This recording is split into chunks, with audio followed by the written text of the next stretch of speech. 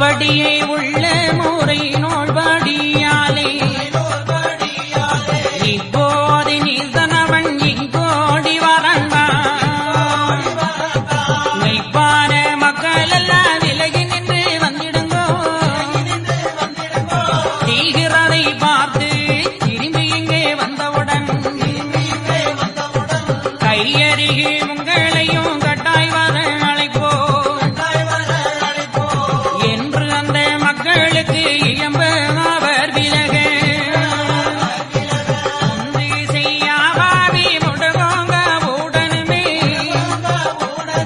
கூட்டப்பாடையோடு கொக்கரித்தே துடியா கூட்டப்பாடையோடு கொக்கரித்தே துடியாய் சாட்டை வேறை போலே சாடி வந்தாங்க உடனோ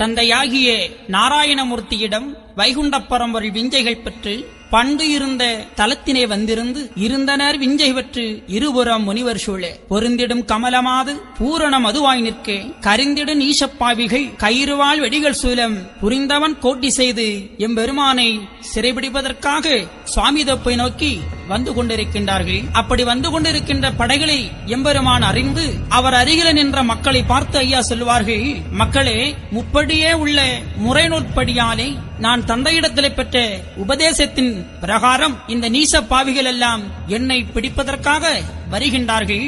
ஆகவே மக்களே, நீங்கள் எல்லாம் சற்று முறையாமல் கொஞ்சம் ஒதுங்கி நில்லுங்கள் என்று மக்களை எம்பெருமான் உபதேசித்துக் கொண்டிருக்கின்றார். அந்த வேளையிலே நீச பாவிகள் எம்பெருமானை சிறைபிடிப்பதற்காக சுவாமி தோப்பை நோக்கி வருகின்றார்கள். சுவாமி தோப்பை வந்தடைகின்றார்கள். அங்கே ஐயாவை சூழ்ந்து அதிகமான மக்கள் இருந்து கொண்டிருக்கின்றார்கள். படை வருவதை அறிந்த மக்கள் ஆங்காங்கு ஒதுங்கி ஓடுகின்றார்கள். அப்போதுதான் பொறுதியாக இருந்த சான்றோர் மக்கள் பார்க்கின்றார்கள், ஆகா, நாம இத்தனை காலமும் அமைதியாக இருந்தோம், நீச பாவிகள் நம்மை படுத்திய கொடுமைகளை எல்லாம் ஏற்றுக்கொண்டோம், இனி நாமல் இப்படி இருக்கக்கூடாது.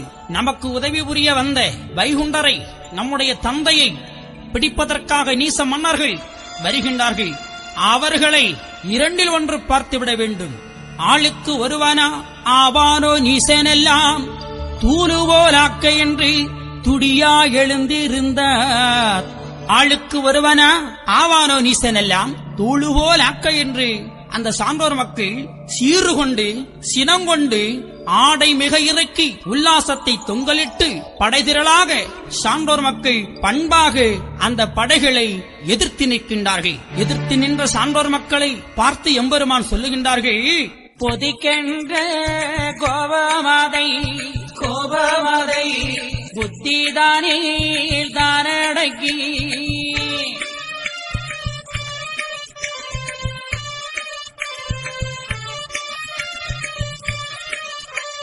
பொறுத்து இருந்தவரே பெரியோராகு மக்கா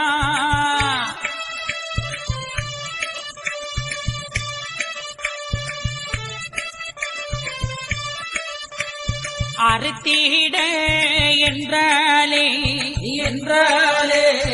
அபூர்வமோ எந்தனுக்கு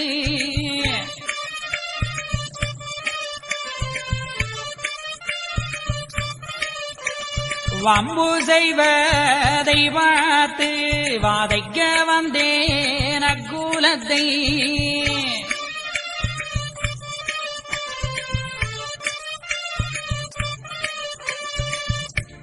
பொறுத்து இருந்தவரே பெரியோர் ஆகுமக்கா, அறுத்திட என்றால் அபூர்வமோ எந்தனுக்கு.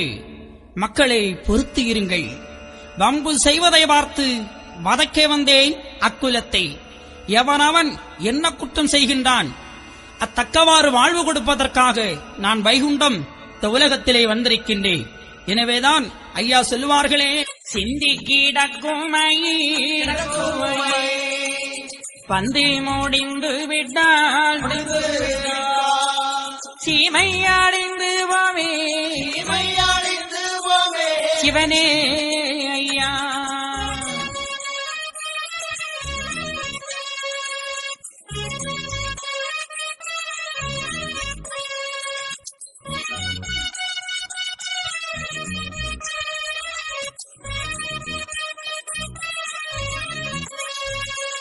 கைதட்டும் பொழுதோ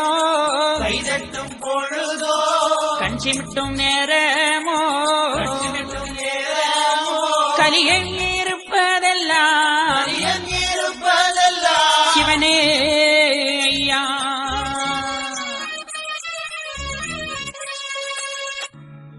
அறுத்திட என்றால் அபூர்வமோ எந்தனுக்கு. மக்களே, வம்பு செய்வதை பார்த்து வதைக்க வந்தேன் அக்குலத்தை. கைதட்டும் பொழுதோ கண் சிமிட்டும் நேரமோ கலியன் இருப்பதெல்லாம் சிவனே ஐயா. சிந்தி கிடக்கும் மயிர் பந்து முடிந்துவிட்டால் சீமை அழிந்திடுமே சிவனே ஐயா என்று சொல்வார்கள். எனவே நான் இவர்களையெல்லாம் அறுத்திட என்றால் இக்கணமே இந்நொடிப்பொழுதிலே நான் இவர்களையெல்லாம் அழித்து விடுவேன். இவர்களை தேர்ந்தெடுத்து நல்லவர்களை தேர்ந்தெடுப்பதற்காக வந்திருக்கின்றேன். அவனவன் செய்யும் குற்றம் ஆண்டி நான் அறிவேன் என்று சொல்வார்கள். இம்பெருமான் சொல்வார்கள், மக்களே நீங்கள் எல்லாம் உற்பனமாறிந்தோர் ஒதுங்கி இருங்கோ என்று சொல்வார்கள். நான் இவனை அழிக்க வந்திருக்கின்றேன். எனவே மக்களே நீங்கள் எல்லாம் அமைதியாக ஒதுங்கி இருங்கோ என்று அவர்களை பார்த்து சொல்லிவிட்டு, செடிகளைத்து என் மக்களே நான் தெளிந்த முயல் பிடிக்க வாரே.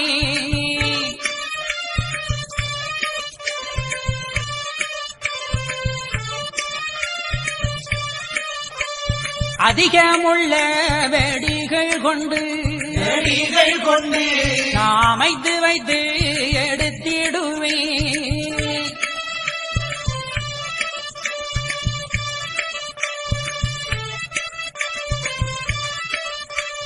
கண்ணு மக்கா நீங்களெல்லாம் கருத்தோடு இருந்திடுங்கோ.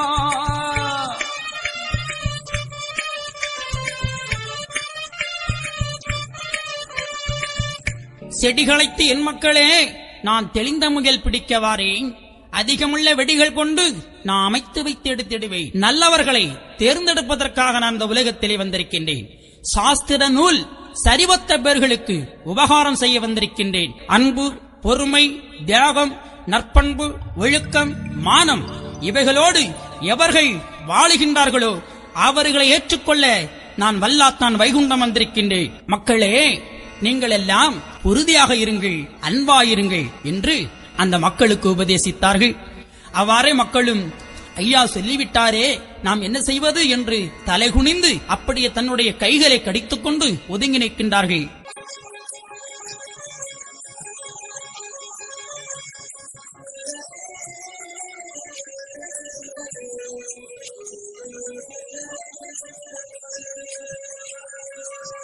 நீ தென் மகிழ்ந்து எதிர்பாரை காணோம் என்று பாச காயறு கொண்டு பரமன் வைகுண்டரையும் கட்டி இறக்கியல்லோ கைவெடியால் தான் இடித்து கெட்டி இறக்கியல்லோ கீழே போட்டு மிதித்து தலைமுடியை தான் பிடித்து தாறுமாறாய் இழுத்து உலைய குலைத்தது போல் குண்டரை தான் அழைத்து குண்டியிலே குத்தி குனிய விடுவான் ஒருத்தன் நொண்டியோ என்று வெளியிலே குத்திடுவான். வெடி போடங்கால் சுவாமி மேலெல்லாம் தான் அடித்து அடி போடங்கு கொண்டு அடித்தடித்து தான் இழுப்பான். சாணாருக்காக சமைந்தாய சுவாமி என்று மானாளை வைப்பாமோ மண்டீபதனிக்கார பனையேறி சுவாமோ பட்டதில்லை என்று சொல்லி அனைவோரையும் வருத்தி ஆபரணம் தேடவென்றோ சுமைந்தாய் நீ சுவாமி என்று சாணாவனையாறி பனை சிறங்கு என்னோ பற்றி தெரியலே. உன சுவாமி என்ற ஒருவருக்கு மேராதி ஆளான ஆளோ நீ ஆளில் சிறியவனாய் ஆளான ஆளோ நீ ஆளில் சிறியவனாய் தாழ கிடந்து சுவாமி என்று வந்தாய் நீ. நாராயண சுவாமி நான் என்றது நீயோ வாரணத்தின் காலில் கட்டி பட்டுவோம் பாரு என்பான். உன்னோடு நின்றவர்கள் உன்னை அடிக்கையிலே என்னோடு வந்து என்னவென்று கேட்கலையே. அந்த கூட்டத்துக்குள்ளே நீச பாவிகள் சாட்டை கொண்டு தாறுமாறாக அடிக்கின்றார்கள். மக்களும் அவ்வாறே அடிய வாங்கிக் கொண்டு அங்கும் இங்குமாக ஓடிக்கொண்டிருக்கின்றார்கள். எம்பெருமான் 6 கால் கட்டினில் ஐயா அமர்ந்து கொண்டிருக்கின்றார்கள். அவிழ்ந்த துணியோடு அவர் இருக்கும் உபாயம் அதை அறியாமல் நீச பாவிகள் ஐயாவை ஓடி வந்து பிடித்தார்கள். பிடித்து கையை பின்னை வைத்து கட்டி இறுக்கி பாச கயிறு கொண்டு பரமன் வைகுண்டரையும் கட்டியிருக்கிறார்கள். தன்னுடைய கைவெடியால் எடுத்து ஐயா வைகுண்டரை கீழே போட்டு மிதித்தார்கள் பாவிகள். ஆகா, சொன்னால் இந்த உலகமே தாங்காது அவ்வளவு கொடுமைகளை ஐயாவை படுத்தினான்.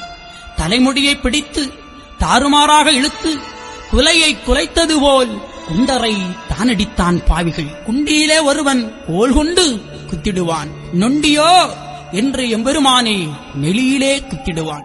இத்தனை வேதனைகள் எம்பெருமானை செய்தார்கள். அப்போதுதான் ஐயா சொல்லுவார்கள், கூட்டிய கையை சேர்த்து கட்டியை காயிற்றே நான் கொலு சென்று நினைத்தேனே சிவனே ஐயா.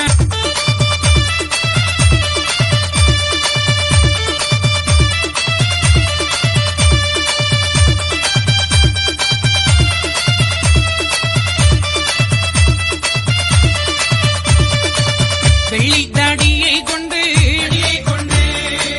கள்ளானை போல தள்ளி விட்டன்னை அடித்தானே சிவனே ஐயா.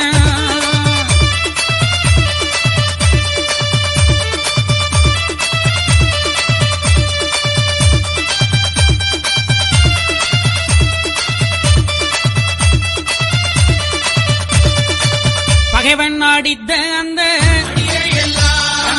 தரப்பளி எண்ணி எண்ணி நினைத்துக் கொண்டேன் சிவனே ஐயா.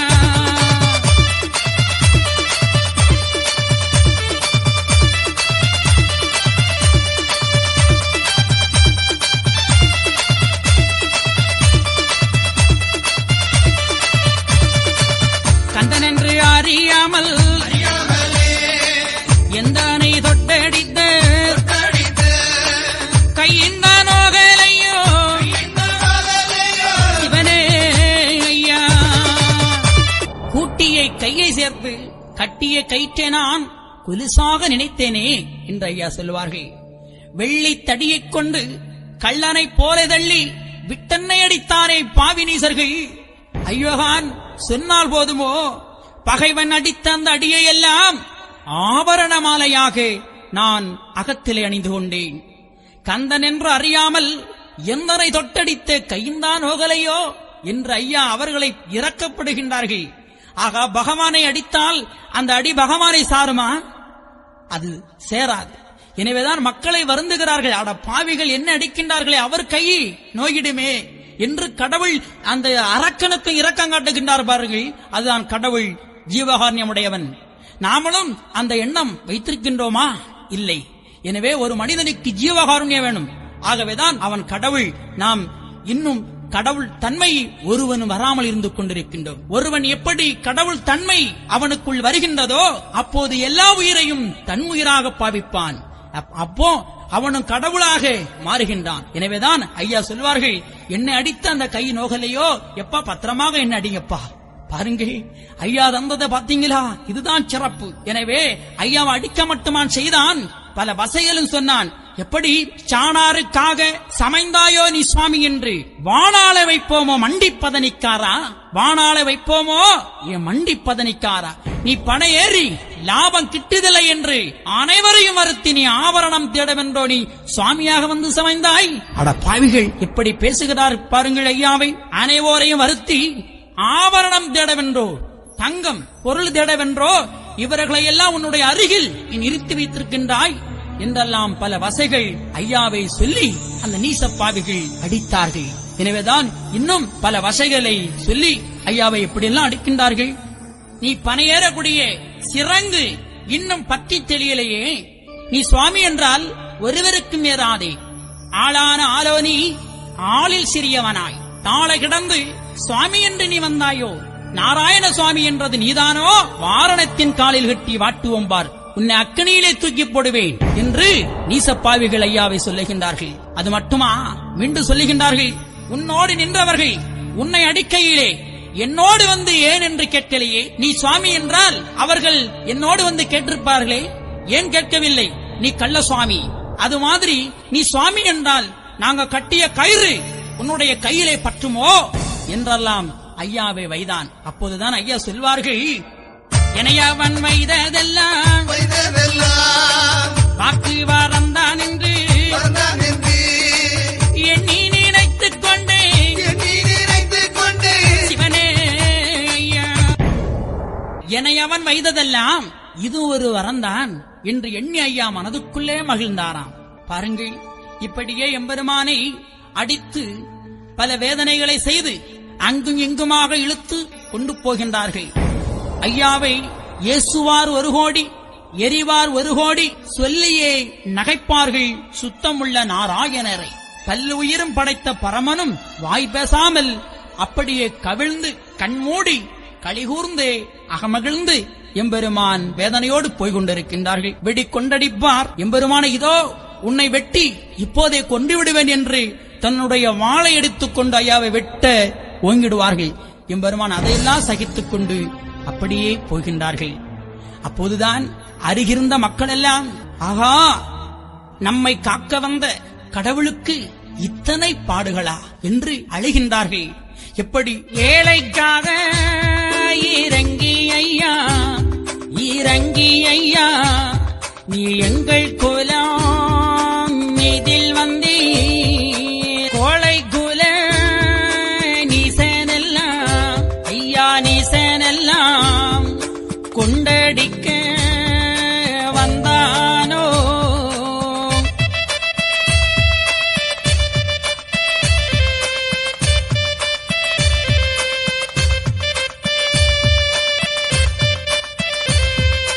பாவி எந்த நீசன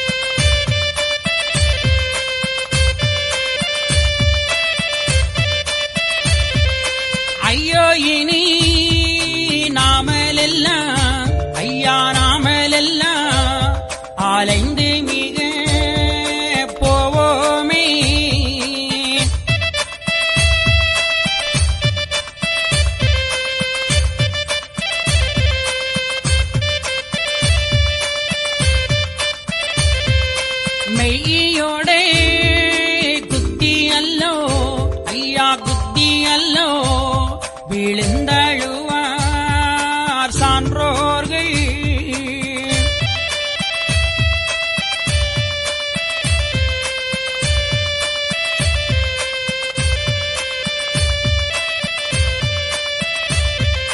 தாய் தகப்பன் இல்லை என்று ஐயா இல்லை என்று தானடித்த நீசனெல்லாம்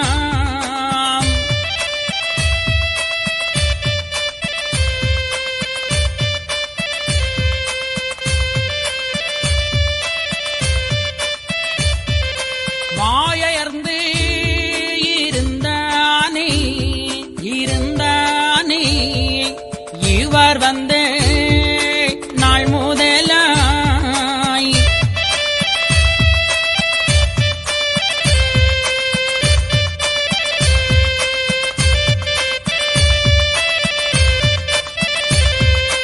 இனி யாரு நம்மையும் தான் ஐயா நம்மையும் தான் ஏத்து கை தாரதுதான்.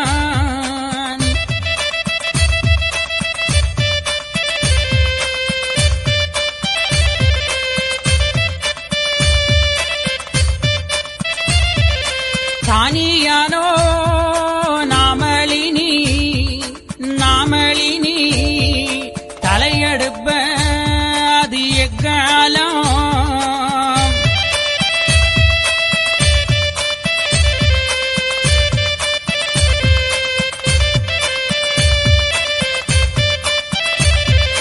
என்று அந்த சான்றோர்கள் சான்றோர்கள் சொல்லி அழுத சத்தம்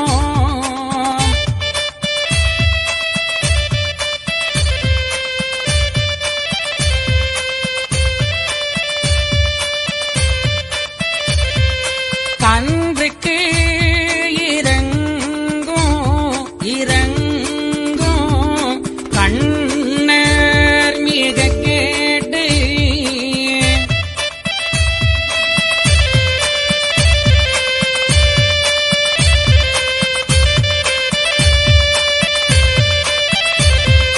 மலையதுங்கோ நீங்கள் மக்கா நீங்கள் மக்கா மாமுனிவன் புத்திரரே. மலையதுங்கோ நீங்கள் மக்கள் நீங்கள் மக்கள் ஐயாவுடைய திருவானை இப்போமே தன்னில் வந்து இத்தனை நாள் வரைக்கும் கைபொருள் இச்சை மக்கா இச்சை மக்கா காரத்திலே மிக நினைத்து கைகூலி வேண்டியல்லோ வேண்டியல்லோ கருமம் செய்தே ஆனாக்கால்.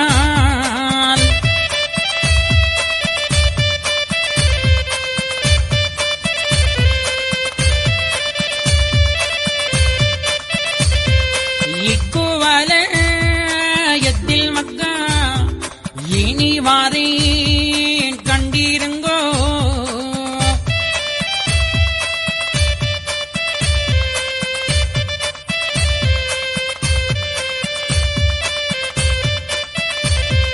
கர்மமாது நிச்சயித்து நிச்சயித்து தாரணியில் வந்ததுண்டால்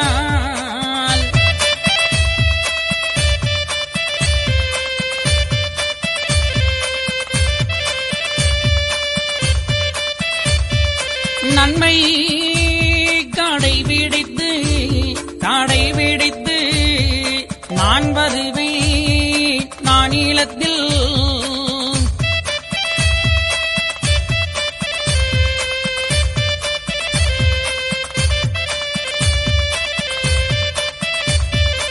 ஒன்றுக்கும் அலையாதுங்கோ அலைய வேண்டாம் வேண்டாங்கான் உத்தமரை.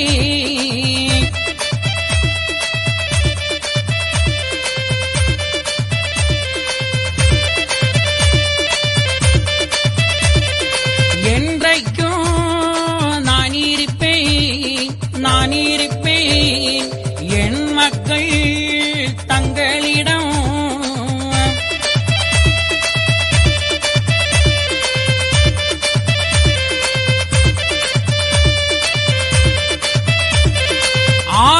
மும்மூர்த்தியும் ஒரே மூர்த்தியாய் ஆகிய ஐயா வைகுண்ட பரம்பொருளின் 194வது அவதார தினமான இன்று பழைய மன்னாரப்பேட்டை தங்கத்திரி திருமண மாளிகையிலிருந்து பாத யாத்திரையாக மணலி புதுநகர் அன்பு குடிமக்கள் அனைவரும் மணலி புதுநகர் வாழ்ந்து கொண்டிருக்கிறார்கள்.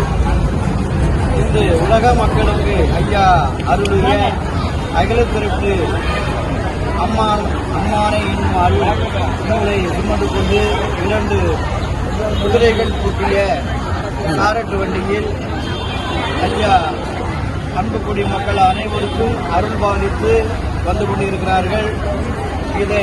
இந்த ஊர்வலத்தில் நோக்கம் நீங்கள் இந்த பாத யாத்திரையில் கலந்து கொண்டு நீங்கள் ஐயாவிடம் என்ன கோரிக்கையை கேட்கிறீர்களோ, திருமண தடையாக இருந்தாலும் சரி, குழந்தை பாக்கியமாக இருந்தாலும் சரி, வியாபார ரீதியில் உள்ள தொழில் ரீதியாக உள்ள பாக்கியமாக இருந்தாலும் எதுவாக இருந்தாலும் நீங்கள் ஐயாவுடன் முறையிட்டீர்கள் இந்த பாத யாத்திரையில் கலந்து கொண்டு ஐயாவினிடம் முறையிடும் போது ஐயா உங்களுக்கு 100% இதை நிறைவேற்றி தருவார்கள் என்பதை அன்புக்குடி மக்கள் அனைவருடைய சார்பாக இந்த ஐயாவின் அவதார தினத்தன்று இதை நான் உறுதிப்பட தெளிவுபட தெரிவித்துக் கொள்கிறேன்.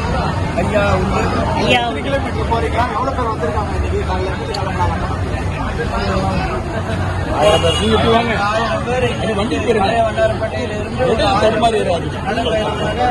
பாத யாத்திரை சென்று கொண்டிருக்கிறார்கள். கரெக்டா மணி 1 மணி அளவில் மணல் புதுநகர் ஐயா தர்மபுரி சென்றடையும். அனைத்து மக்களும் நிறைய குழந்தைகளோடு பாத யாத்திரை காலில் செருப்பு கூட இல்லாமல் நடந்தே தான் வந்து ஐயாவின் அருளை பெறுவதற்கு ஆர்வமாக உள்ளார்கள் எங்கள் நிர்வாக தலைவர் பி. துரைப்பழம் மற்றும் டிஎஸ்எஸ் நாடார் உள்ள டிஎஸ்எஸ் நாடார் சங்க தலைவர் மனோகரன் அண்ணாச்சி மற்றும் இந்த சங்கத்தினுடைய பொருளாளர் செயலாளர் அனைவரும் இங்கே காலை சுற்றுண்டியை முடித்துக் கொண்டு இப்பொழுது பாத யாத்திரையாக மணலி புதுநகர் நாங்கள் சென்றடைய தயாராகி இருக்கிறோம். ஐயா உண்டு. ஓர் கூடைக்குள் ஆன வைகுண்டமனாய்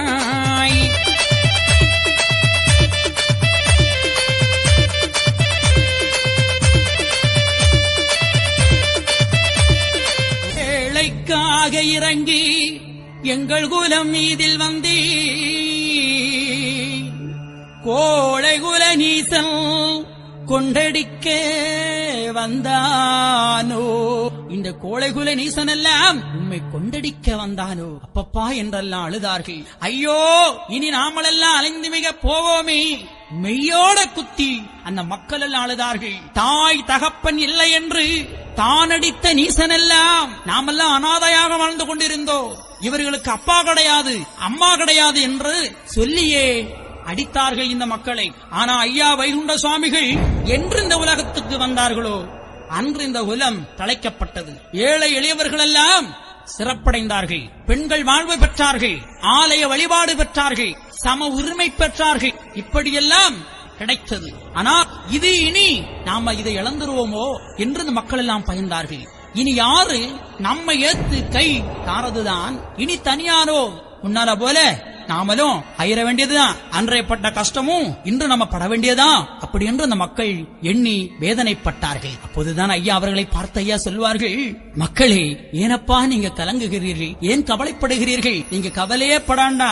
ஏனென்றால் ஐயா சொல்வார்களே, எப்பா மலையாதுங்கோ நீங்கள் மாமுனிவன் புத்திரரே, அலையாதுங்கோ மக்கா ஐயா திருவானே, ஏன் நீங்கள் கவலைப்படுகிறீர்கள்?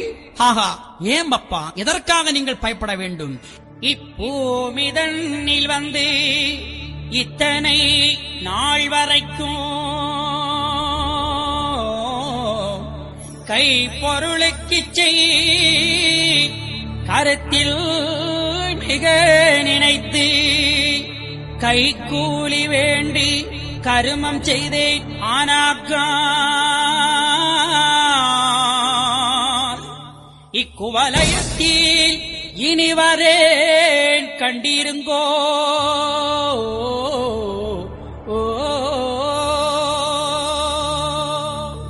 இத்தனை நாள் வரைக்கும் கைப்பொருளுக்கு இச்சை, கருத்தில் மிக நினைத்து கைக்கூலி வேண்டி நான் கர்மம் செய்தேன் ஆனாக்கால் இக்குவலயத்திலே வாரேன் கண்டிருங்கோ. ஐயா, அந்த உலகத்திலே வந்திருந்து கர்மமாகத்தான் தாரணி உள்ளருக்கு கர்மம் அதை தீர்த்தாய். ஐயா, எவரோடும் கைக்கூலி, காணிக்கை, காவடி இவை போன்று ஒன்று வேண்டாம் என்று சொன்னார்கள் இல்லையா? ஐயா சொல்வார்களே, முக்காலும் காணிக்கையும் வேண்டி மாடப்பள்ளிகள் முடிக்கவும் சொன்னதுண்டோ இவனே ஐயா.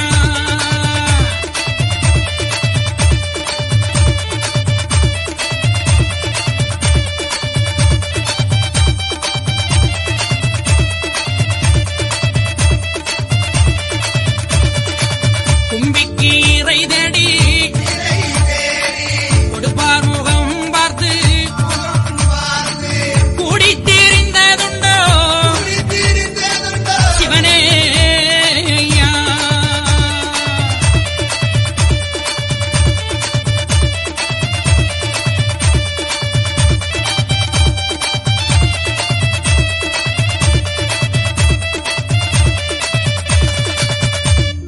முக்காலும் காணிக்கையும் வேண்டி மடப்பள்ளிகை முடிக்க சொன்னதுண்டா? என்னுடைய வயிற்றுக்கு இறை தேடி கொடுப்பார் முகம் பார்த்து நான் கூடி திரிந்ததுண்டா? இல்லையே. ஆண்டவா, இத்தனை நான் உனக்கு செய்தேனே, நீ ஏன் எனக்கு நன்மை செய்ததில்லை, ஏன் எனக்கு நீ நன்மை செய்யவில்லை என்று எத்தனை பேர்கள் கடவுளை திட்டுகிறார்கள், பேசுகிறார்கள், வைகிறார்கள். ஆனால் கடவுள் இதெல்லாம் கேட்டாரா? நாமல் இன்று செய்து கொண்டிருப்பது என்னது? எதற்காக செய்கின்றோம்? கொடுப்பார் முகம் பார்த்து கூடி நான் திரிந்ததுண்டா? இல்லையே. நான் ஒருவரிடம் ஒன்றை கேட்கவில்லை. ஐயா சொல்வார்கள், தரும வைத்தியமாய் தாரணியில் உள்ளார்க்கு கருமமது தீர கணக்கெடுத்து பார்த்ததுவோ. தாரணி உள்ளவருக்கு கர்மம் முதல் தீர கணக்கெடுத்து பார்த்ததுவும். எம்பெருமான் கர்மத்தை போக்க ஐயா தர்மத்தால் செய்கின்றார்கள். நாம எத்தனை பேரு நம்முடைய கர்மத்தை போக்க தர்மத்தால் செய்து கொண்டிருக்கின்றோம் இல்லையே? இன்னைக்கு பணம் காசு வேண்டிக் கொண்டுதான் இன்றைக்கு நம்ம ஒரு பணியில ஈடுபடுகின்றோம். ஏதாவது நாம அதற்கு ஆசைப்படாம இருக்கின்றோமா? கிடையாது. எனவேதான் கடவுள் வேறு, நாம வேறாக இருந்து கொண்டிருக்கிறோம். ஆனால் ஐயா சொன்னார்கள், நமது வாழ்வும் மக்கள் வாழ்வும் ஒன்று போலே. எனது வாழ்வும் மக்கள் வாழ்வும் ஒன்று போலே. மக்களே, என்னை போன்று நீங்கள் இருங்கள் என்று சொன்னார்கள். இன்னைக்கு நாம் தான் உலகத்திலே பெரியவன், என்னை எல்லாரும் தெரிந்து கொள்ள வேண்டும், என்னை எல்லாரும் அறிந்து கொள்ள வேண்டும் என்றெல்லாம் நினைக்கின்றோம். அதெல்லாம் தவறு. நாம் இந்த உலகத்திலே கொண்டு வந்தது எதுவும் இல்லை, கொண்டு போறது எதுவும் இல்லை.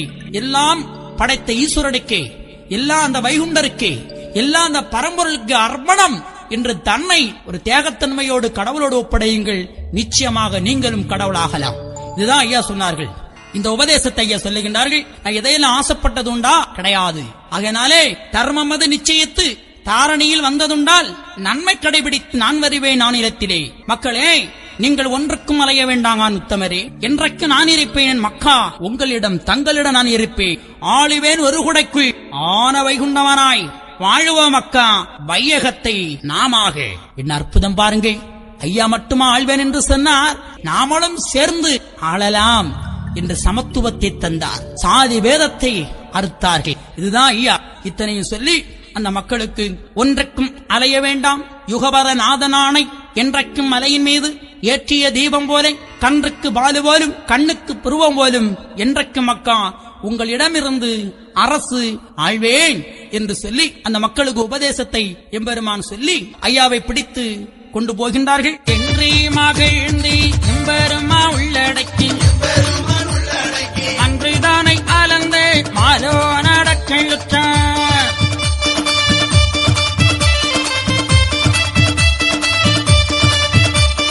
கெட்டின தான் இருக்கேன் கட்டின கட்டோடை கடுநீ சண்டா நடத்தி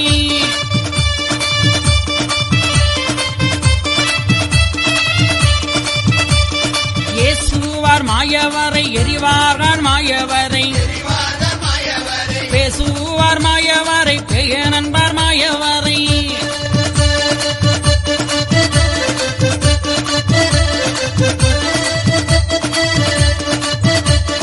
இப்படியே நீச குலங்கள் எல்லாம் மாயவரை அப்படியே பேசி அடித்து மிக நடத்தி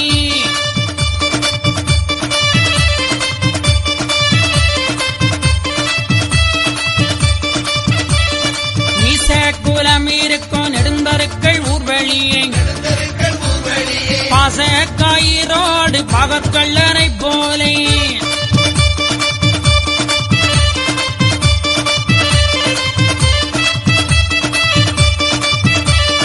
தெருவுக்கு தெருவு சிறு குழந்தை நீ சர்குலம் வருகின்ற மாயவனை மண்கட்டி பெத்தறிவார்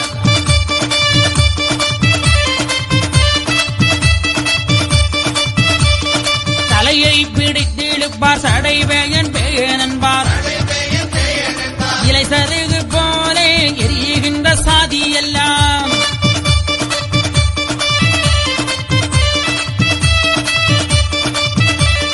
குண்டியிலே ஒருவன் கோல் கொண்டு குத்திடுவான் நொண்டியோ என்று எடியிலே குத்திடுவான்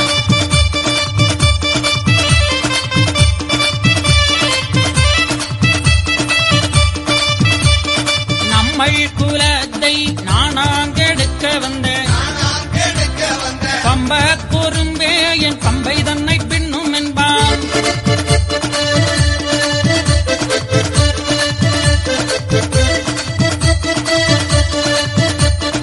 அதிலும் சிலவே அடடா போ என்று மதிலேறி வந்து மாமடவார் சிலர்கள்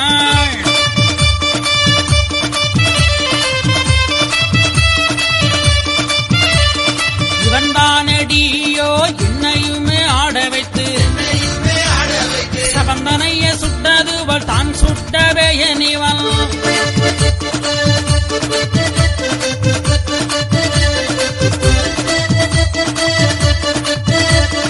தலைமயிரை பானையில் தான் பங்கு வைத்திருக்கி குலையை குலைத்ததுவள் கொன்ற கொடும் பாவி இவன்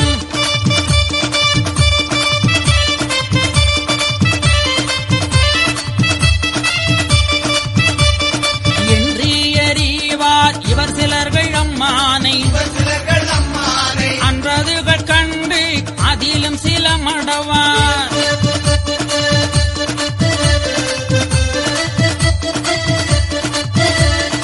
ஆமடியோ உங்களையும் அழைத்தானோ வீட்டில் வந்து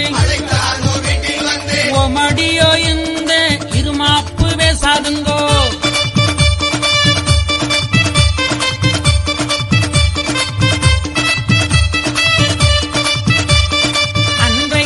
அவனை அடிபணிந்து நின்று கொண்டு இன்றைக்கு இவனை எரிய தொடர்ந்த ஐயோ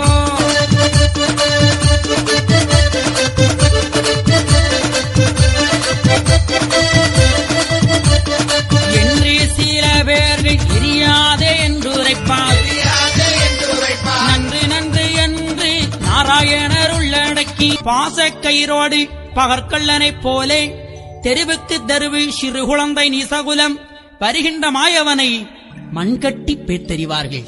அட பாவிக்குலமே, ஐயாவுக்கு இந்த மக்களை காக்க வந்த கடவுளுக்கு சோதனையை பாருங்கள். எவராவது அறிந்து கொண்டார்களா கடவுளை? ஐயா சொல்வார்கள், களிமாசு கொண்டவர்கள் கண்டுகொள்ள மாட்டார்கள், களிமாசு கொண்டவர்கள் கண்டுகொள்ள மாட்டார்கள். அதே போல நீச குலமெல்லாம் களி மாசு பிடித்திருந்தார்கள், கடவுளை கண்டுகொள்ளவில்லை. எனவேதான் வருகின்ற மாயவனை மண்கட்டி பேத்தறிந்தார்கள். தலையை பிடித்தெழுப்பார், சடைவேயன் பேரன்பார். இப்படியே ஐயாவை பல கொடுமைகளை செய்து சுசீந்திரத்தை நோக்கி கொண்டு வருகின்றார்கள். அப்படி வருகின்ற பொழுது அதிலும் சில பேர்கள் மடவார்கள் பெண்கள் எல்லாம் மதிலேறி வந்து ஐயாவை பார்த்து சொல்லுகின்றார்கள், இவன் தானடியோ என்னையுமே ஆட வைத்து சமந்தனையை சுட்டது போல் தான் சுட்ட பெயனிவன் தலைமயிரை பனையில் தான் பங்கு வைத்திருக்கி குலையை குலைத்தது போல் கொன்ற கொடும் பாவி இவன். அட பாவி குலமே, அந்த பெண்கள் இப்படி பேசுகிறார்கள் பாருங்கள். ஏனென்றால் அவர்களுக்கு பேய் பிடித்திருந்தது. ஐயாவோடு வந்தார்கள், கடவுளே எனக்கு பேய் பிடித்திருக்குது, அந்த பேயை நீர் ஓட்டுமையா என்று சொன்னார்கள். ஐயாவும் அந்த பேயை ஓட்டுனார். அதற்கு நன்றி கடன் இந்த பெண்கள் எப்படி செலுத்துகிறார்கள் பாருங்கள். அதிலும் ஒரு சில பெண்கள் நல்லவர்கள், பெண்களே உங்களை வீட்டில் வந்து அழைத்தானா, என்னோடு வாருங்கள் என்று. நீங்கள் தானே போனீர்கள், எனக்கு நோய் வந்திருக்கிறது, எனக்கு பேய் பிடித்திருக்கிறது என்று. எனவே அவர் பேயை ஓட்டினார். அதற்கு நன்றி கடனா செலுத்துகிறீர்கள், இப்படி பேசுகிறீர்கள் என்று அந்த அம்மைமார்கள் ஒருவருக்கு ஒருவர் பேசிக் கொள்ளுகிறார்கள். அப்போதுதான் எம்பெருமான் மனதுக்குள்ளே எண்ணுகின்றார்கள், நீங்களே ஒருத்திக்கு ஒருத்தி உரைத்திருங்கோ, இந்த வழக்கு உங்களுக்குள்ளே தீரட்டும் என்று எம்பெருமான் வந்து கொண்டிருக்கின்றார். அப்படி வருகின்ற பொழுது தாவி சுசீந்திரம் தலநோக்கி கொண்டு சென்றார்கள். சுசீந்திரத்தில கொண்டு அனந்தபுரத்தை ஆண்ட நீச மன்னனிடம் கொண்டு ஐயாவை விட்டிருக்கின்றார்கள். ஐயாவை என்னென்ன சோதனைகள் எல்லாம் செய்கின்றான் பாருங்கள். கலிராசன் முன்பு ஐயா வைகுண்டரை கொண்டு நிறுத்தப்பட்டிருக்கின்றது. வைகுண்ட சாமிகளை இவன் கடவுள்தானா, இல்லை என்றால் ஒரு பைத்தியக்காரனா, ஒரு பித்தலாட்டக்காரனா என்பதை நாம் அறிய வேண்டும் என்று எண்ணிய நீச மன்னன், ஏதேடா எந்த கைக்குள் இருப்பதையும் ஓதடா உந்தல் உற்றவலுவாலை அப்போது ஆயன் அடக்கமிக அறிந்து இப்போது தான் உரைத்தால் இந்த நீச கூலங்கள்.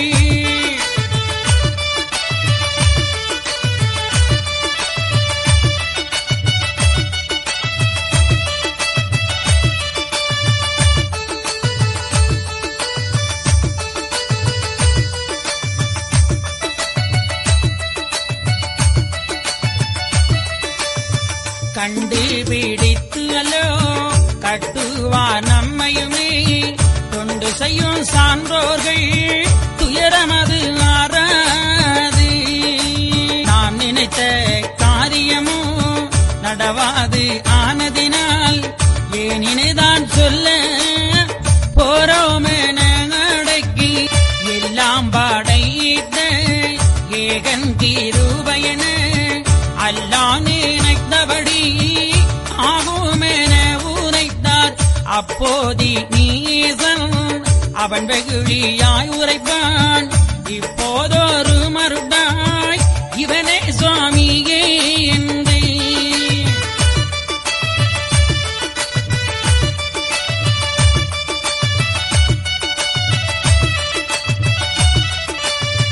மருளிதான் என்று மாற்றான் மிக மறந்து கொண்டு போங்க சரணம் பூண்டவன் முன்பதிலே என்றுரைத்த போது ஏவல் சிவாயிகளும் நடத்தி இழுத்து நாராயணரையுமே தனது கையில் இருந்த மோதிரத்தை கலற்றி தனக்குள் கைக்குள் மறைத்து வைத்துக் கொண்டு வைகுண்டரை பார்த்து கேட்கின்றான், அடை பயலே, என் கைக்குள்ளே என்னடா இருக்கிறது சொல்வார்ப்போ என்று கேட்கின்றான். அப்போது எம்பெருமான் தன் கைக்குள் மறைத்து வைக்கப்பட்டது மோதிரம்தான் என்பதை எம்பெருமான் அறிந்தார்.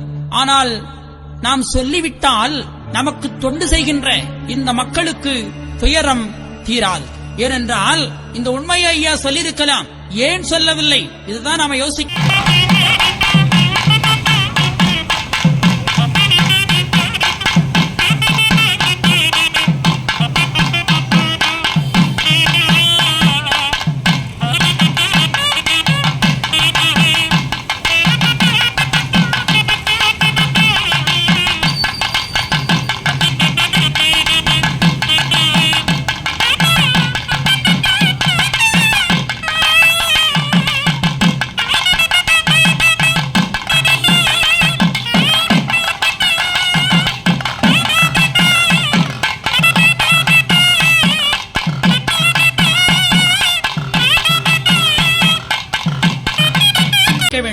நல்ல சிந்திக்க வேண்டும்.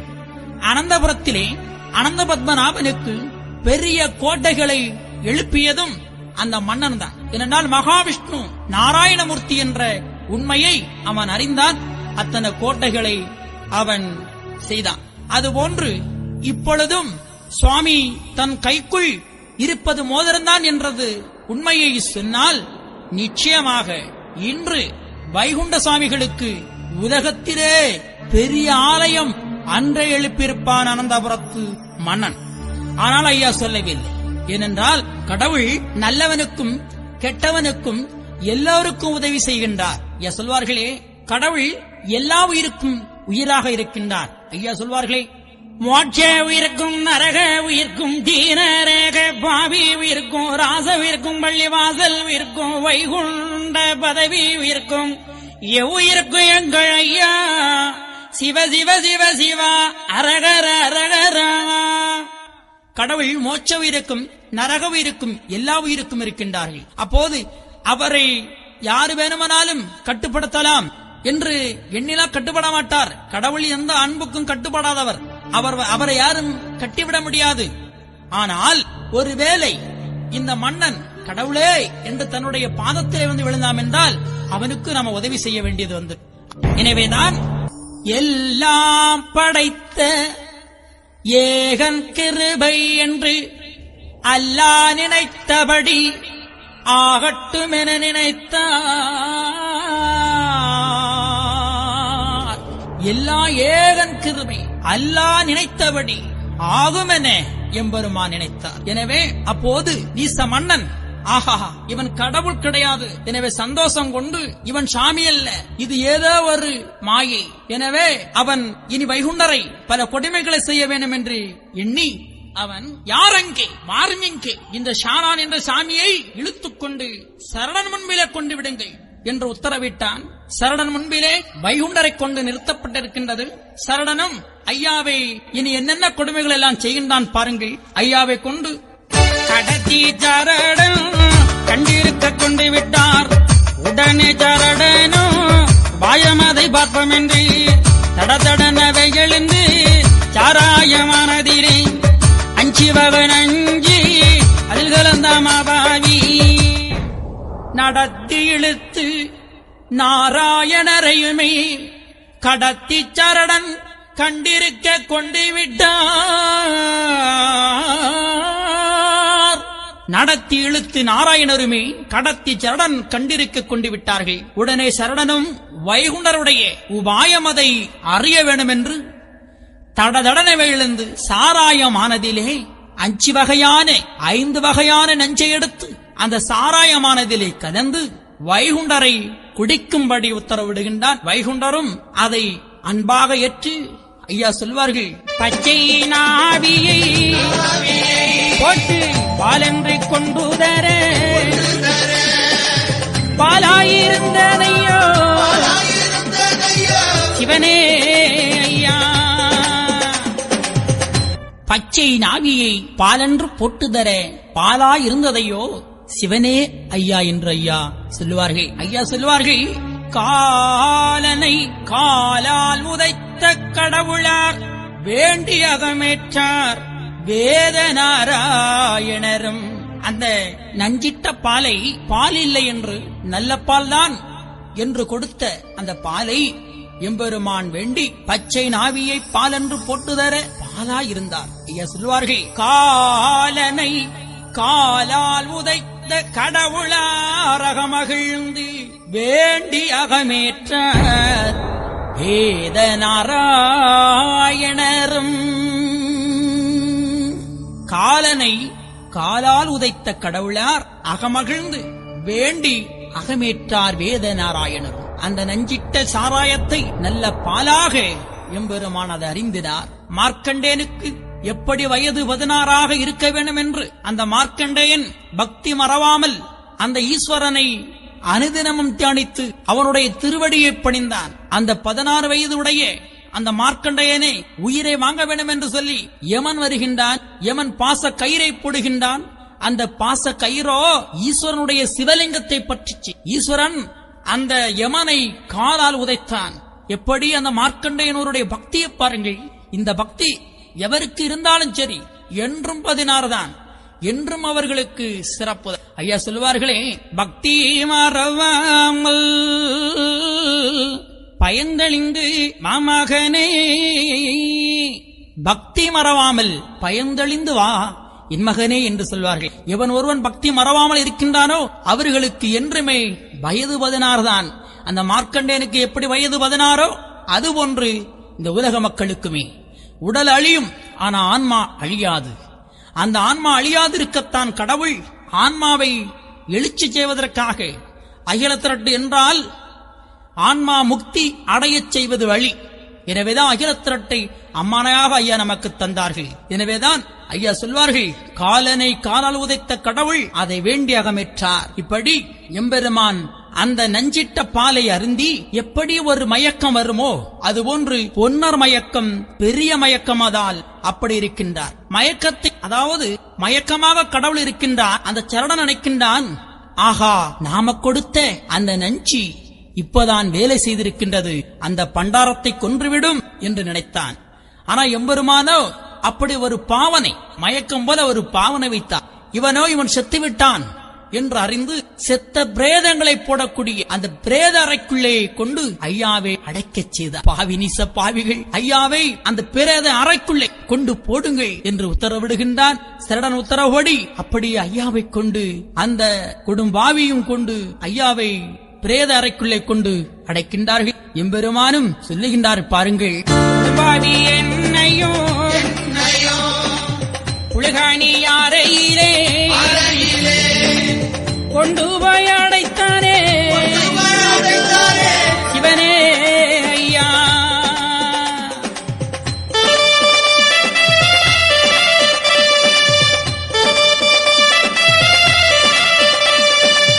அடைத்த அரங்கதனை அலங்கார தேர்த்தென்று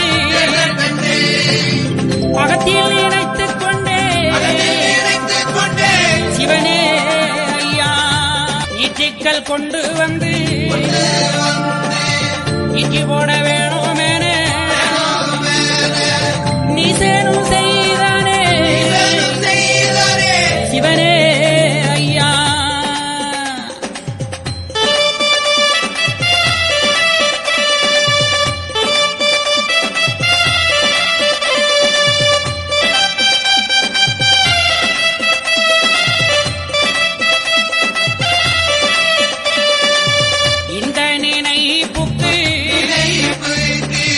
பூச்சோரிகிறார் என்று எண்ணி நினைத்துக் கொண்டே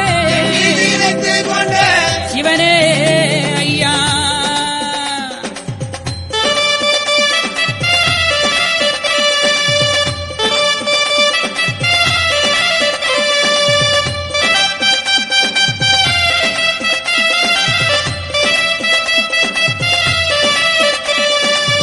நெய் ஊற்றி கட்டையடிக்கு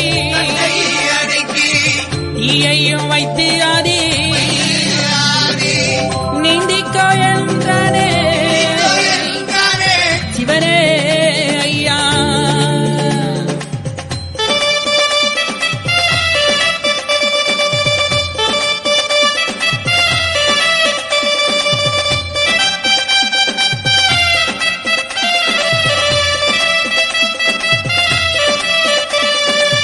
புளியாத மேனி குளிக்க நாளாச்சூதென்று குளிவாட்டு நின்றதையோ சிவனே ஐயா.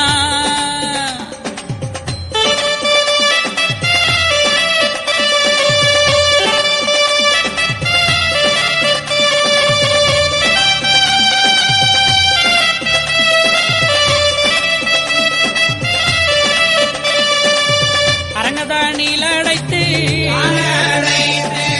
பத்தல் போட தீயை வைத்து அசையாமல் இருந்தனையோ சிவனே ஐயா. கொடும்பாவி எண்ணையும் புழுகானி அறையினிலே கொண்டு போய் அடைத்தானே சிவனே ஐயா. அடைத்த அரங்கதனை அலங்கார தேர் தட்டு என்று நான் நினைத்துக் கொண்டேன்.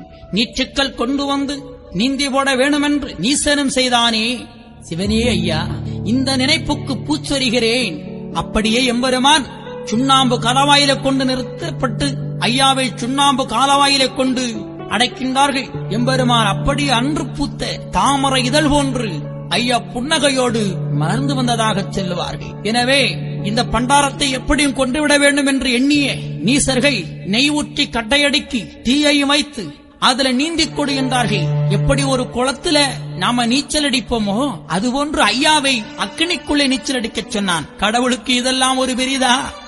கடவுள் என ஓரடியாளந்தவர், படைத்து நிறைந்தவன், பாலன் வடிவு கொண்டவன், எங்கும் நிறைந்தவன், ஏக பரம்பொருள் பிரணவநாதன், எங்கும் நிறைந்தவன், ஒளியானவன், எங்குமாக நின்றவன் கடவுள். எனவே அவனுக்கு அக்கனிக்குள்ளே நீச்சல் அடிக்க முடியாதா? அற்புதமாக குளியாத மேனியில் குளிக்க நாள் ஆட்சுதே குழி போட்டு நின்றனையோ என்று சொல்வார்கள். அது மட்டுமா? காற்று போகாத அறைக்குள்ளே கொண்டு ஐயாவை அடைத்து அதுல வத்தல் போட்டு தீயை வைத்தான் சாகட்டும் என்று எம்பெருமான் அப்படியே அதிலிருந்து ஐயா மீண்டு வந்தார். இப்படி பல சோதனைகள் செய்தார்கள். ஆனால் நாம் தயவு செய்து மக்களை, நீங்கள் அகிலத்தை படித்து பாருங்கள். மக்களை எத்தனை துயரை படுத்திருக்கின்றான். அந்த துயரை போக்க வந்த கடவுள் மக்களை எத்தனை துயர் படுத்திருக்கின்றான் ஈச மன்னன். அதைவிட நம்மை காக்க வந்த கடவுளுக்கு எத்தனை துயர் என்பதை படித்தால் அறிய முடியும்.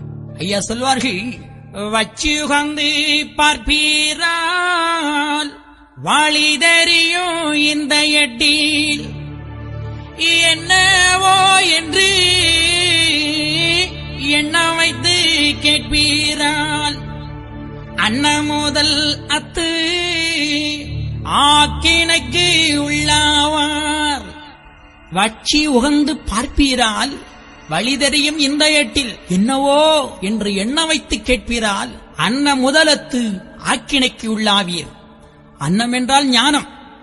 ஞானம் இல்லாமல் போவார்கள். ஒரு பக்தன், ஒரு தாசன், ஒரு பக்தன் எப்பொழுதும் கடவுளுடைய நாமத்தையும் அவருடைய வரலாறுகளையும் படித்துக் கொண்டே இருக்கணும், கேட்டுக்கொண்டே இருக்கணும். அப்போதுதான் அவன் பாவத்திலிருந்து விடுபடுகின்றான். எனவே ஐயா சொன்னார்கள், படித்தோர் கேட்டோர் நல்ல ஊரை நவிழ்ந்து கற்றோர் ஆறாரும் பெற்று அகமே கூர்ந்து அன்றோழி காலம் வாழுவீர் என்று சொன்னார்கள். இனி பிறவியில்லாத வாழ்க்கை உங்களுக்கு. எனவே கடவுளுடைய நாமத்தை ஒவ்வொருவரும் உச்சாடனம் செய்யுங்கள். அவருடைய நாமத்தை மக்களே அனுதினமும் சொல்லுங்கள். நம்ம பாவத்திலிருந்து விடுபடலாம். இறைவனுடைய இந்த வரலாறுகளை நாம் படிக்கின்ற பொழுது நம்ம பாவமெல்லாம் நீக்கப்படுகிறது ஐயா. இதுதான் ஐயா நமக்கு தந்த பொக்கிஷம் ஐயா. எனவே மக்களே, ஐயாவுடைய கொடுமைகள் எல்லாம் நம்ம கேட்டு கண்ணீர் மல்கணும் ஐயா. பெரியவங்க சொல்லுவாங்க, காதலாகி கசிந்து கண்ணீர் மல்கி ஓதுவார் தம்மை நன்னறிக்க வைப்பது காதலாகி கசியினம் ஐயா. கடவுளுடைய நாமத்தை சொல்வதற்கு அழுது புலம்பி கேட்கணும். அப்பதான் நமக்கு சொர்க்கம். ஒரு முறை பாருங்கள், அம்மை பத்ரகாளியை சிறை வைத்திருக்கின்றார்கள்.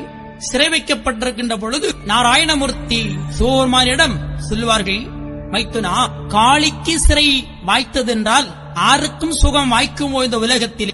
ஆகவே இந்த கலியை அழிக்க நாம் எல்லாம் இனி முற்பட வேண்டும் என்று சொல்லுகின்றார். அதற்கு ஈஸ்வரன் சொல்லுவார், உலகத்தை படைத்த ஈஸ்வரன், நமக்குள் உயிருக்கு உயிராயிருக்கக்கூடிய ஈஸ்வரன் நாராயணமூர்த்தியிடம் சொல்வார், பாருங்கள் மைத்துனா, கடனாகான் என்னோடு கலங்கு மொழி பேசுவது நானோகான் தடுத்தேன், நாட்டுக்களி நீட்டறுக்க ஏனோகான் மைத்துனரே என்னோடு இந்த மொழி நீர் உரைப்பது நியாயம்தானா? தங்களுக்குத்தான் எல்லா கடமையும், தங்களுக்குத்தான் எல்லாம் தெரியும்.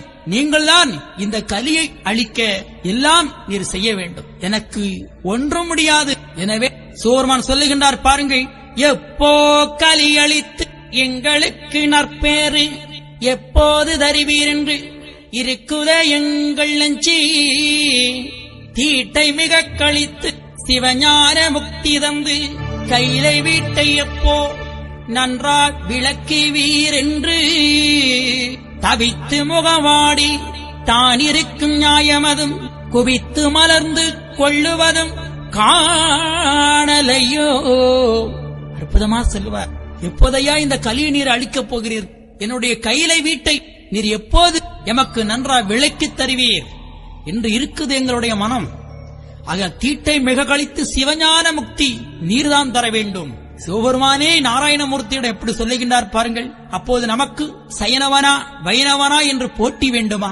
பொறாமை வேண்டாமா? சாதிச்சண்டை, மதச்சண்டை, சங்கச்சண்டை வேண்டுமா? வேண்டாம். எல்லாம் ஒன்று, எல்லாம் பரம்பொருளே என்று அகிலத்தின் செய்தி நமக்கு சொல்லுகின்றது. மக்களை நன்றா தெரிந்து கொள்ளுங்கள். எனவே அந்த சிவபெருமானுக்கும் கையிலையை மீட்டுக் கொடுத்தார் நாராயணமூர்த்தி. இதுவேதான் இத்தனை கொடுமைகளும் ஈச பாவிகள் செய்கின்றார்கள். சொல்லனா சொல்லிக்கொண்டே போகலாம். இதனால் சொல்லால் அடக்கப்பட முடியாது கடவுளை. எனவே ஐயாவை மீண்டும் மோழுக்குழி மோது மதனவை புழுக்கள் தோளுவழி புழுக்கள் தூணி மிகச்சரிய அட்டை ஈ தேள் மிதக்க அந்த நாற்றத்துறைக்குள்ளே கொண்டு ஐயாவை போட்டு பல கொடுமைகளை செய்தார்கள். இந்த கொடுமைகளை பார்த்த மக்கள் என்ன சொல்லுகின்றார்கள்? கையாடி நிற்க காரணமாயவர்க்கு சான்றோருக்காக தரும குருநாதன் ஐயாவால் முடியும். ஒரு நொடிக்குள் இவர்களெல்லாம் அழித்து விடுவார். ஆனால் ஏதோ ஒரு காரணத்தினால் இவர் பம்மலாயிருக்கின்றார். இத்தனையும் செய்த ஐயா இவர்களெல்லாம் அழிக்க முடியாதா? ஆனால் ஏதோ ஒரு காரணத்தால் மௌனமாக இருக்கின்றார்கள் என்று மக்கள் எல்லாம் நினைக்கின்றார்கள். மக்கள் எல்லாம் அழுகின்றார்கள். ஆகா, கண்ணு கண்டால் பொறுக்குமோ? மக்கள் எல்லாம் வேதனைப்பட்டார்கள், அழுது புலம்பினார்கள். நம்ம ஐயாவுக்கு இத்தனை சோதனையா, இத்தனை வேதனையா? நம்ம இனி அலைந்து போவோமோ? இனி நம்மளை யாரு காப்பாற்றுவா என்றெல்லாம் மக்கள் அழுதார்கள். அப்போதுதான் அந்த மக்களை பார்த்து ஐயா சொல்லுவார்கள், மீன்றே மொழியாமல் முகமலர்ந்து அங்கிருந்தான் ஏழைகளுக்காக ஈரொன்றொரு நாளாய் மீளா சிலுவையிலே முள்ளால் அடிகள் பட்டு மறித்து பிறந்தது போல் மாயே குருநாதன் இது யுகத்துக்கு இப்பூதையில் இருந்து அழுந்தவென்று இருந்தாரே மயவனார் ஏழைகளுக்காயிரங்கி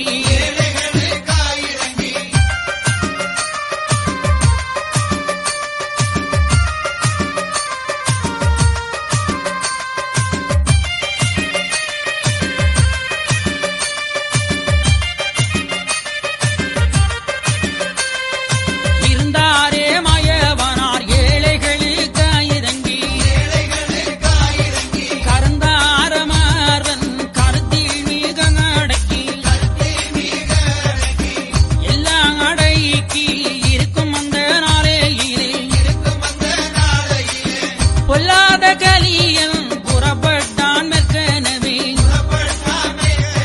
பேயனையோ இங்கே கொடுவாரும் என்று அப்போது சொல்லி அவன் நடந்தான் மேற்கனவே. இப்போ வைகுண்ட சுவாமியாக மகாவிஷ்ணு இங்கே வைகுண்டமாக வந்து பிறந்திருக்கின்றார் என்ப உண்மையை அகிலத்தின் வாயிலாக நமக்கு சொல்லுகின்றார்கள். எங்கெல்லாம் மக்கள் கஷ்டப்படுகின்றார்களோ அங்கு ஏதோ ஒரு உருவத்திலே கடவுள் தோன்றுகின்றார். இதுதான் ஐயாவளி என்பது ஒரு மகத்துவம், ஒரு ஒற்றுமை. கடவுளை பிரித்து பார்ப்பது கிடையாது. ஒன்றே கடவுள், ஒன்றே குலம், ஒருவனே தேவன் என்ற உண்மையை அகில திருட்டாமனை நமக்கு நன்றாக விளக்குகின்றது. ஐயா சொல்வார்கள், அன்று ஏழைகளுக்காக நாம் மீளா சிலுவையிலே முள்ளாலடிகள் பட்டு என்னை ஆணி அடித்து என்னை வேதனைப்படுத்தினார்கள். அதையெல்லாம் நான் சகித்துக் கொண்டு இந்த மக்களுக்கு நான் பல நன்மைகளை செய்து அவர்களுக்கு சிறப்பான வாழ்க்கையை கொடுத்தேன். எனவே இது யுகத்துக்கு இப்புறையில் இருந்து அளந்தவென்று இருந்தாரே மாயவனார் ஏழைகளுக்காக இறங்கி கருந்தார் மார்பன் கருத்தில் மிக அடக்கி எல்லாம் அடக்கி இருக்கும் அந்த நாளையிலே இனி எம்பெருமானை இங்கு வைக்கக்கூடாது. இந்த மன்னன் நினைக்கின்றான், நாம் ஆளுகின்ற தலைநகரான அனந்தபுரத்துக்கு இந்த பண்டாரத்தை கொண்டு போக வேண்டும். இங்கு வைத்து எத்தனை சோதனைகளோ நாம் வைத்து பார்த்தோம், இந்த பண்டாரத்தை கொல்ல முடியவில்லை. ஆகையால் நம்முடைய இடத்துக்கு கொண்டு போய் இவனை சிறை வைக்க வேண்டும் என்று எண்ணிய நீச மன்னன் அந்த சீவாய்மார்களை உத்தரவிடுகின்றான். சீவாய்மார்களே, நான் மேற்கு செல்லுகின்றேன். இந்த பண்டாரம் என்ற இந்த பைத்தியக்காரனை உடனடியாக இழுத்து நம்முடைய நாட்டுக்கு கொண்டு வாருங்கள், நம்முடைய தலைநகருக்கு கொண்டு வாருங்கள் என்று சொல்லி அந்த மன்னன் அங்கிருந்து புறப்பட்டான். தன்னுடைய தலைநகரான அனந்தபுரத்துக்கு எழுந்து சென்றான். அதுபோன்று எம்பெருமானையும் அனந்தபுரத்துக்கு கொண்டு போக வேண்டும் என்று சொல்லி கொண்டு போகின்றார்கள். கொண்டு போனாரே கோட்டாற்று ஊரோடே கண்டு பெறும் பாவி எல்லாம் கட்டி கொண்டு தானறிய எரிவார் சில பேர்கள் ஏசுவார் சில பேர்கள் வெறி பேயன் பேயன் என்று விரட்டியே மிக எறிவார்கள். ஐயாவே ஐயா எல்லாம் அடக்கி மாய நெடுமாலும் கனத்த திருமேனி கண்கவழ்ந்து தான் நடந்தாரே கோட்டாறு நல்ல பிடாகை விட்டு கடந்தாரை சுங்கான் கடையல்கை தானு விட்டு பல்பனாபுரத்து எல்கை பார்த்து தெருவோடே உற்பனமாயன் உள் தெருவோடே நடக்க ஆகாத பாவியெல்லாம் அவரை கண்டு பழித்து வாயாரப் பேசினார்கள். அதில் சில அன்போர்கள் அவரை கண்டு பணிந்து இதுநாள் வரையும் இவர் நடந்த சட்டமதில் புல்லாங்கு செய்தாரான பேரு நான் கேட்டதில்லையே, இவர் செய்த தர்மமே காக்கும் என்று சில மக்கள் எல்லாம் நினைத்தார்கள். பெரியவர்கள் கூட சொல்வார்கள், தர்மம் தலை காக்கும் சமயத்தில் அது உயிர் காக்கும் என்று. அந்த வரலாறை அங்கே நினைவுபடுத்துகின்றார்கள். எனவே போனாரே தக்கலையின் புரைக்குள்ளையும் இருந்து தக்கலையிலையும் 3 நாட்கள் ஐயாவை சிறைவிக்கின்றான். அங்கிருந்து அங்கே சிறையை மீட்டிக்கொண்டு மீண்டும் எம்பெருமானை அனந்தபுரத்துக்கு கொண்டு போகின்றார்கள். வாரிக்கரையும் வாய்த்த நதிக்கரையும் சீரியநாதன் சென்று கண்டே நடந்து திருவனந்த நல்லபுர எழுகை கண்டு அடர்ந்த மரச்சோலை அடைவி வனங்கள் கடந்து கண்டு கொண்டார் எம்பெருமான் கண்கொள்ளா காட்சியுடன் அனந்தபுரத்துக்கு கொண்டு ஐயாவை கொண்டு விட்டிருக்கின்றார்கள். அப்போது அனந்தபுரம் அன்று ஒரு காடாக இருந்தது. ஐயா அங்கு சென்ற காரணத்தினால் அது திருவனந்தபுரம் என்று மாறியது. அது ஒரு காடு, இப்போ ஒரு பெரிய சிட்டி. ஐயா எங்கு சென்றாலும் கடவுள் எங்கெல்லாம் இருக்கின்றாரோ, கடவுள் இந்த உலகத்தில் எங்கும் நிறைந்திருக்கின்றான். ஆனால் அவர் ஒரு வடிவம் கொண்டு வருகின்றார். அப்போது அந்த இடம் வெகு சிறப்படைகின்றது. எனவேதான் கடவுளுக்கு அந்த நினைவு வருகின்றது. நாம் பண்டு இங்கே வந்திருக்கின்றோம். இந்த நினைவை ஐயா நினைவுபடுத்துகின்றார். அன்று ஸ்ரீ பத்மநாப சுவாமியாக இருக்கின்ற பொழுது நீச மன்னனுக்கு சொன்ன புத்தியை ஐயா எண்ணுகின்றார்கள். அனந்தபுரத்திலே ஆண்டு வந்த நீச மன்னன் சான்றோர் மக்களை பல கொடுமைகளை செய்கின்றான். அப்போது அந்த நீச மன்னனை பார்த்து ஐயா சொல்வார்கள், நமக்கு நாள்தோறு ஊழியங்கள் செய்கின்ற இந்த சான்றோர் மக்களை நீ கொடுமைப்படுத்தது நியாயமில்லை, அவர்களை விட்டுவிடு என்று ஐயா புத்தி சொன்னார்கள். ஆனால் அந்த மன்னனோ கேட்டானா? இல்லை. சுவாமியை வாடா போடா என்றெல்லாம் ஐயாவை பேசினார். நீர்தானும் அந்த சான்றோர் அந்த சாணாரிடத்திலே உறைந்திருக்க, ஆனாலும் இவர்களுக்கு வைத்த இறையை நான் மாற்றி வைப்பதில்லை, நான் கேட்பதில்லை, இவர்களை இப்படிதான் கொடுமைப்படுத்துவேன் என்று ஐயாவே எதிர்த்து பேசினான். சுவாமியை வாடா போடா என்று சொன்னான். என்னுடைய ஊரை விட்டு நீ ஓடிப்போ என்று சொன்னான். அப்போதுதான் ஐயா சொல்வார்கள், போரே நான் உன்னுடைய பூரத்தை விட்டு செந்தூரு வாரே நான் உன்னை வாதைக்க ஒரு கோலமிட்டு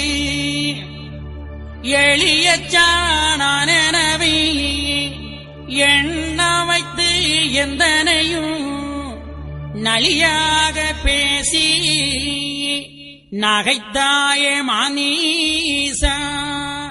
போரே நான் உன்னுடைய புறத்தை விட்டு செந்தூரு, வாரே நான் உன்னை வதைக்க ஒரு கோலமிட்டு எளிய சாணான் எனவே என்னை எண்ண வைத்து நலியாக பேசினாயே. தருணம் வரும்போது நான் சாணாரியிடம் அறிவேன், அறிந்து பல சாதி முதல் அன்பு ஒன்றுக்குள்ளானால் பிரிந்து மிக வாழாமல் பெரியோரா வாழ்வார் என்று சொன்ன உபதேசம் ஐயாவுக்கு நினைவுக்கு வந்தது. எனவே புத்தி சொல்ல வருவேன் என்று சொன்னார். அது ஒன்று ஐயா இந்த அனந்தபுரத்துக்கு வந்திருக்கின்றார். நம் நாட்டு மக்களுக்கு விடுதலை செய்வதற்காக ஐயா வந்திருக்கின்றார். எனவேதான் எம்பெருமானை திரு அனந்தபுரத்திலே சிங்கார தோப்பிலே ஐயாவே நீட்டின காலில் நீசனிட்ட விலங்கோடு ஏழைகளுக்காக எம்பெருமான் அங்கே சிறையிலே இருந்தார்கள். சிறையிலும் எம்பெருமான் தபமாகவே இருக்கின்றார்கள். கோழை குடும்ப குறும்பர் தனை வதைக்க மனு பாராவதிலே மாயாண்டித்தான் இருந்தார். தனு பாரமெல்லாம் அடக்கி தாழ்மையுடனே எம்பெருமான் இருக்கின்றார்கள். ஆகாத நீசன் அழியும் நினைவதிலே போகாதபடிக்கு பேயந்தனை விலங்கில் கோட்டுவை என்றும் புள்ளி பதனம் என்றும் கோட்டுகாரர் தனக்கும் கொடுத்தான்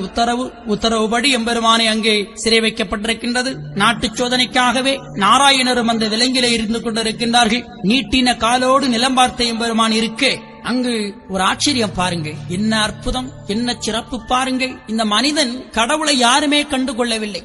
ஆனால் அங்கே வாழ்ந்து வந்த சோலையில் வாழ்வரவை அங்குள்ள பச்சை பறவைகள் எல்லாம் சுவாமியை கண்டுகொண்டது.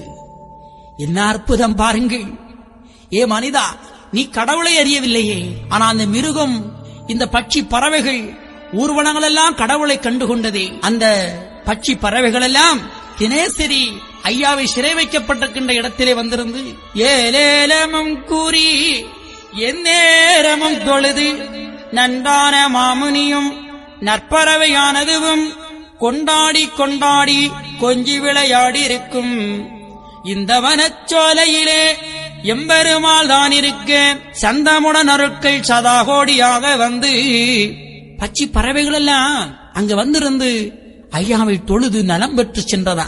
என்ன அற்புதம் பாருங்கள். அது மட்டுமா, சில பெண்களும் வந்திருந்து ஐயாவோடு அருள் பெற்று செல்லுகின்றார்கள். எப்படி? 40 வயதானா பிள்ளை இல்லாதே இருந்தேன், காப்பது உன் பாதமென கண்டு தோழுத பின்பு தந்தாரே எங்களுக்கு சந்ததி தாளை தோங்க வந்தாரே நாயடியார் வாழுமனை இடத்தில் என்ன உபகாரம் இவர்க்கு நாம் செய்வோம் என்று கண்ணல் காதலி கனிகள் கொடுப்போமோ தர்மமதாய் தீர்த்த சஞ்சலானதையும் அம்மம்மா சொல்ல ஆறால் தோலையும் அடி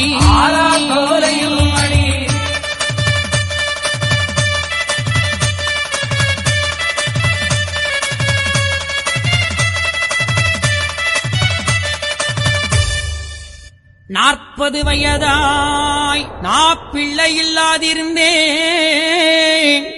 காப்பது உன் பாதமென கண்டு தொழுத பின்பு தந்தாரே எங்களுக்கு சந்ததி தலைத்தோங்க.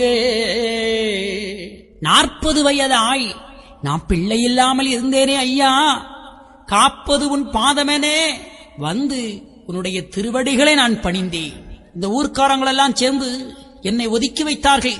இவள் மலடி என்று என் அருகில் கூட யாரும் வரமாட்டார்கள். அந்த காலம் அப்படிதாயா இருந்தது. ஒருவளுக்கு பிள்ளைகள் என்று வச்சுக்கிடுங்களே, அவளை மலடி என்று பட்டம் கட்டி ஒரு நல்ல காரியம் நடக்கக்கூடிய இடத்திலே அந்த அம்மையை வர சம்மதிக்க மாட்டார்கள். அந்த அம்மை எதுக்கு கூட போக மாட்டாங்க. அதே போல கணவன் இறந்த ஒரு பெண் போனால் கூட அவளுக்கு ஒரு வெள்ளை சேலையும் இல்ல ஒரு புளு கலர் சேலையும் கொடுத்து அந்த அம்மையும் ஒதுக்கி வைப்பார்கள். அந்த அம்மா அருகிலும் போக மாட்டார்கள். அதோ தாலியர்த்தவ வாரா, போகக்கூடாது என்று ஒதுங்கி போவார்கள். அதுபோல் பிள்ளை இல்லாமல் வந்தக்கூடிய பெண்களையும் மலடி வாரா, அவள் அருகிலே போகக்கூடாது, அவள் கையில இது வாங்கக்கூடாது என்று தீட்டு என்று தள்ளி வைக்கப்பட்ட சமூகம் தான் இந்த சமூகம். ஆனா இன்று அப்படி இருக்கின்றதா? இல்லை. இதுதான் ஐயா தந்த நமக்கு வழி. இன்னைக்கு பாருங்கள், ஒருவள் கணவனை இழந்தால் அவள் மறு கல்யாணம் செய்து கொள்ளலாம் இல்லையா? இன்னைக்கு பிள்ளை இல்லையா, இன்னைக்கு பாருங்க, இன்னைக்கு நிறைய செயற்கை மூலமாக குழந்தை பெறுறா. இதெல்லாம் பாருங்கள், இப்படி ஏகப்பட்ட சிறப்பு. யாருமே யாரும் இப்ப ஒதுக்கி வைக்கப்படுவது அல்ல, எல்லாம் சமமாக வந்து விட்டது. இதுதான் ஐயா வந்தது சிறப்பு. இதுவே நம்ம அறிய வேண்டும். எனவே நம்ம அழுதா ஒரால் இந்த மலடி என்று ஒதுக்கி வைத்தார்கள். ஆனா ஐயாவை போய் நான் தொழுதேன், எனக்கு சந்ததி தலைத்தோங்க ஐயா எனக்கு பிள்ளை தந்தார். அது மட்டும் அல்லாமல் நான் வாழ்ந்து கொண்டிருக்கிற என்னுடைய இடத்துக்கும் நாம வாழ்ந்து கொண்டிருக்கிற நம்முடைய இடத்துக்கும் வந்தாரே என்று சந்தோஷப்பட்டார். அதனால இவருக்கு ஏதாச்சும் உபகாரம் செய்யணும், இவருக்கு நாம் ஏதாவது ஒரு நன்றி கடன் செலுத்தணும் என்று எண்ணினார். என்று எண்ணி அந்த அம்மா கண்ணல் கதலி கனிவகைகள் கொடுப்போமா, தர்மமாதாய் தீர்த்த சஞ்சலமது ஆனதையும் அம்மம்மா சொல்ல ஆறால் தொலையுமோடி குட்டம் 18 குடித்த பதமொன்றானே கட்ட முதலாய் காணா பறந்ததுவி. எனவே இப்புதுமை செய்தவருக்கு கொப்பளிக்கு நோமுன்னை கூடாதே, இவரால் ஏதோ ஒரு தொழிலால் இவர் பம்மலாய் இருக்கிறார் என்று அந்த அம்மையர்கள் எண்ணி ஐயாவுக்கு நன்றி கடன் செலுத்தினார்கள். நாமனும் எனக்கு அப்படி இருக்கணும் ஐயா, நன்றி மறக்கக்கூடாது. ஐயா சொல்வார்கள், நன்றி சற்றும் இல்லாத நார வெறும் களி என்று சொன்னார்கள். நன்றியே இருக்காது. இன்னைக்கு நிறைய பேர் அப்படிதான், நன்றி இல்லாம போய்விட்டார்கள். நன்றி இருக்கும். ஐயா சொல்வார்கள், நன்றி மறவாதே நான் பெரிதென்று எண்ணாதே என்று. நன்றியோடு நம்ம இருக்கணும் அல்லவா? எனவே நன்றி மறப்பது நன்றன்று, நன்றல்ல அன்றே மறப்பது நன்று என்று வள்ளுவன் சொல்லுவான். எனவே அன்பர்களே, நன்றி மறவாதுங்கோ என்று ஐயா அற்புதமாக சொல்வார்கள். அந்த அது தக்கவாறு நாமெல்லாம் நடந்து கொள்ள வேண்டும். எனவே ஐயா சொல்வார்கள், என் பெயரு சொல்லி யாதொருவர் வந்தாலும் அன்போடு அன்னமிட்டு ஆதரிக்கும் பேரே நன்றாகும். என்னென்ன இடுக்கமாது அபாயமாது வந்தாலும் அந்நேர நாராயண ஆயனங்க நான் வருவேன் என்று சொல்வார்கள். நாமெல்லாம் தெரிந்து நன்றியோடும் தர்ம சிந்தனையோடும் வாழ வேண்டும்.